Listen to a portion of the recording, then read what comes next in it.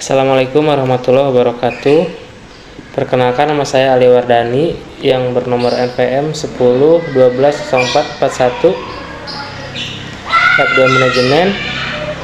Dalam memenuhi syarat ES perilaku konsumen, di sini saya akan membahas tentang perilaku konsumen di era digital. Langsung saja ke pembahasan. Yang pertama ada karakter konsumen di era digital. Di era digital seperti ini, globalisasi dan liberalisasi perdagangan telah menambah di berbagai penjuru dunia. Hal ini tersebut berdampak pada perkembangan perekonomian dan dunia bisnis di seluruh penjuru dunia. Majunya teknologi informasi seakan-akan memiliki batas antar negara, sehingga terjadi saling ketergantungan dan keterpengaruhan antar negara. Hal tersebut menimbulkan adanya persaingan yang ketat dalam memperoleh pasang pasar atau market share, dan menjadikan pemanfaatan teknologi secara maksimal menjadi hal yang lebih, sehingga usaha yang dijadikan dalam perjalanan sesuai dengan harapan. Dalam perkembangan teknologi di era digital ini, secara nyata dapat mengubah perilaku konsumen. Konsumen semakin aktif dan cerdas dalam memilih produk dan layanan digital sesuai dengan keinginan mereka, seiring dengan semakin kompleksnya kebutuhan mereka.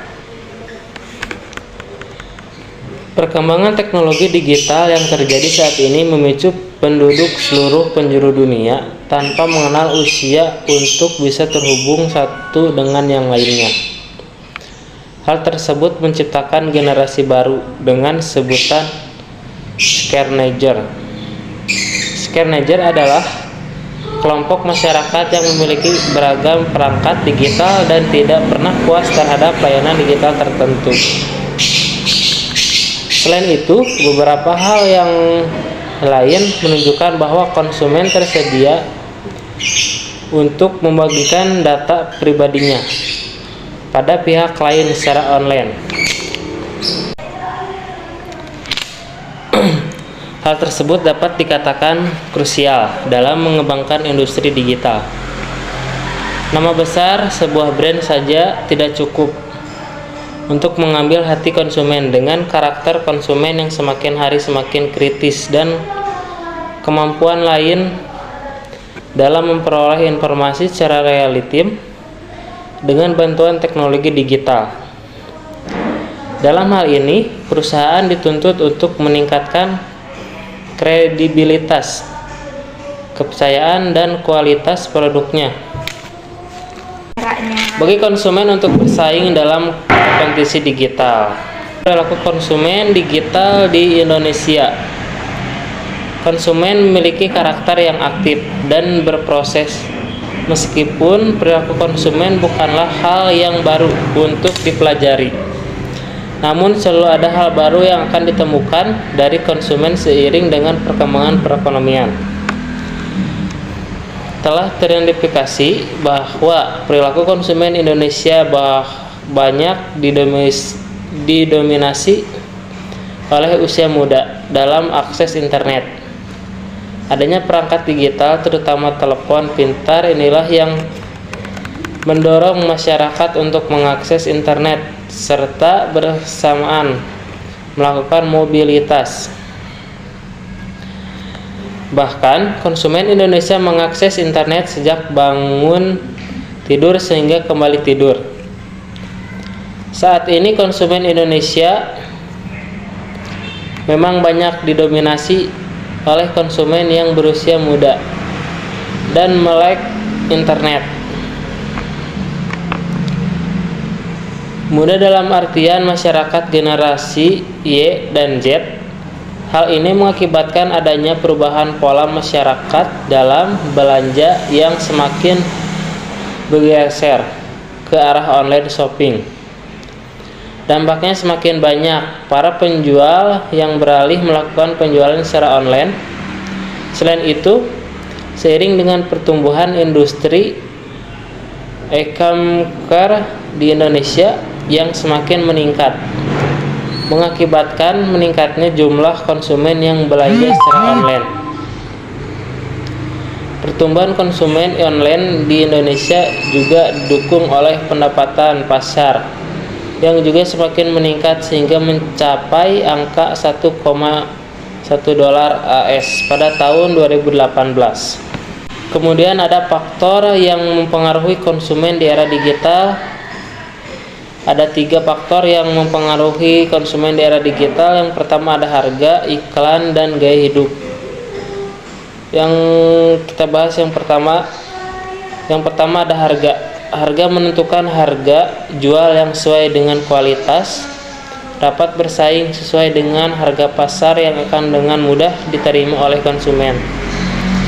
Hal tersebut dikarenakan dalam era digital, konsumen cenderung lebih banyak mencari informasi terlebih dahulu mengenai harga hingga membandingkan harga dari tempat satu ke tempat lain. Yang kedua ada iklan. Perbuatan iklan juga harus diperhatikan untuk dapat menarik hati konsumen, antara lain dengan menampilkan gambar yang menarik perhatian dari segi warna, tulisan mudah dimengerti, serta relevan dan realistis terhadap produk, maka akan lebih mudah dicerna oleh konsumen.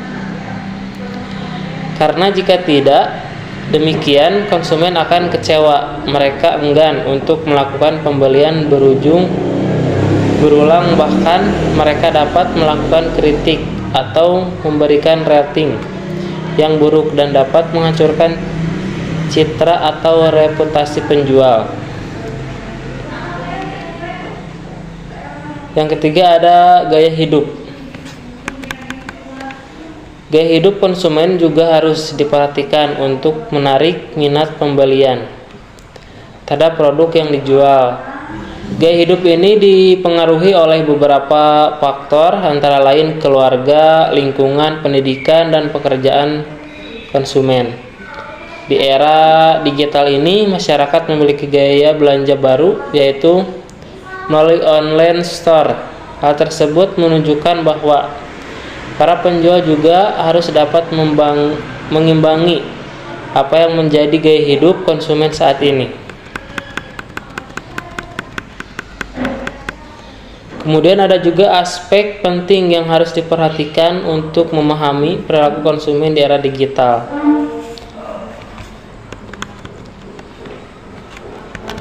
Ada 3 aspek yang harus diperhatikan untuk memahami perilaku konsumen di era digital ini. Yang pertama, memahami potensi pasar, menentukan perilaku pasar, dan yang ketiga perilaku pasar yang kini relevan. Yang pertama, memahami potensi pasar.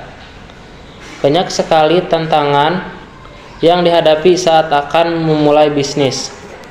Tantangan yang paling besar adalah persepsi dari konsumen. Namun pada dasarnya semua bisnis adalah sama. Ada banyak peluang dan potensi yang dapat diincar. Potensi tercipta berkat pertumbuhan penggunaan perangkat digital, media sosial, dan bisnis secara online. Mengingat Indonesia adalah salah satu basis pengguna media sosial terbesar di dunia, setidaknya penjual memiliki foto atau video dan relevan dan realistis mengenai produk yang dijual sehingga dapat menciptakan persepsi yang positif serta mendapat kepercayaan dari konsumen dan masyarakat. Yang kedua, memetakan perilaku pasar. Seiring dengan perkembangan bisnis, penjual juga harus dapat memetakan segmentasi pengguna berdasarkan perilaku pasar. Ada juga jenis lain business to business atau B2B dan business to customer atau B2C. Pasar B2C mengincar konsumen yang menikmati langsung produk atau jasa dari penjual. Berkat media sosial dan tren yang ada, banyak konsumen yang cenderung sering membagikan momen-momen perilaku mereka berbeda dengan dahulu. Mereka hanya menyimpan sendiri dokumentasi pribadi mereka. Media sosial mendorong masyarakat untuk ingin berada di momen itu. Penjual dapat melihat itu sebagai new behavior. Sedangkan B2B atau B2B berasal dari perusahaan atau korporat. Biasanya mereka membutuhkan konten visual yang banyak, cepat dan harganya terjangkau. Perilaku seperti ini justru dapat mempermudah para penjual untuk menyampaikan produknya. Dan ketiga, ada perilaku pasar yang kini relevan. Poin ini masih berkaitan dengan poin sebelumnya. Tanpa kita sadari, sebelumnya kita telah membiarkan dari kita untuk menggunakan layanan dan dari orang yang bahkan tidak kita kenal. Contohnya yang paling umum yakni menggunakan layanan ojek online. Hal ini merupakan bentuk signifikasi pada perilaku pasar. Apabila model bisnis seperti ini diterapkan dahulu, mungkin masih banyak masyarakat yang ragu bahkan tidak berani. Sama halnya ketika memesan jasa fotografer tanpa bertemu sekalipun dengan orangnya. Untuk bisa menarik konsumen, penjual dituntut untuk menciptakan kepercayaan dari konsumen.